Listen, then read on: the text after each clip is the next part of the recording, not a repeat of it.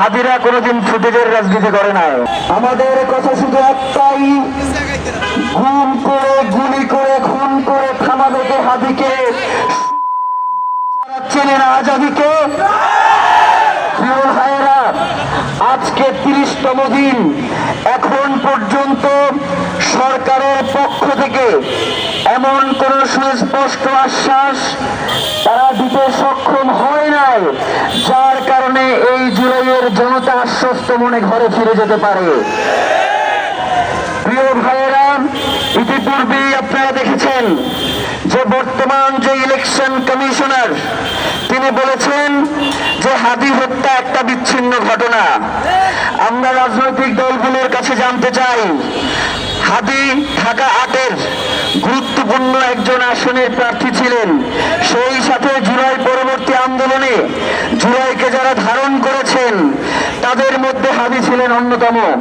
তাকে যদি আপনি বিচ্ছিন্ন ঘটনা বলেন, তাহলে এই জনগণ যদি আপনাকে ছিন্ন বিচ্ছিন্ন করে ফেলে, আমরাও সেটাকে বলবো বিচ্ছিন্ন ঘটনা। রাজনৈতিক দলগুলো এখন পর্যন্ত এই ইলেকশন কমিশনের অধীনে কিভাবে তারা নির্বাচন করতে এখন পর্যন্ত সচেষ্ট হয় আমার বুঝে আসে না। তারা কি এখন পর্যন্ত বলেছে এই অথর্ব ইলেকশন কমিশনার কি সুষ্ঠু নির্বাচন করবে? সেই নির্বাচন যে সুষ্ঠু হবে সেই ব্যাপারে কি তারা এখন পর্যন্ত কোন ধরনের পদক্ষেপ তাদের পক্ষ থেকে জানিয়েছে? তারা কি বলেছে যে এই ইলেকশন কমিশনারকে আমরা মানি না?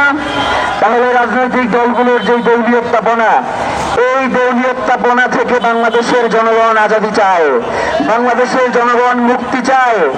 গতকালকে আপনারা দেখেছেন যে বাংলাদেশে একটি রাজনৈতিক ছাত্র সংগঠনের একজন নেতা তিনি কি বলেছেন?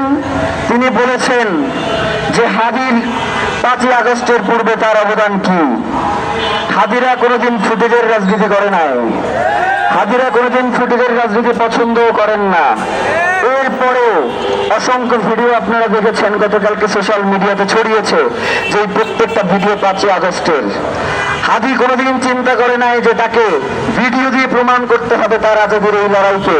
হাদি একটা কথাই বলেছেন, জান দেবো জুলাই দেবো না। তিনি জান দিয়ে প্রমাণ করে গিয়েছেন তিনি জুলাইকে কিন্তু কোনো কিছুর কাছেই বিক্রি করেন নাই।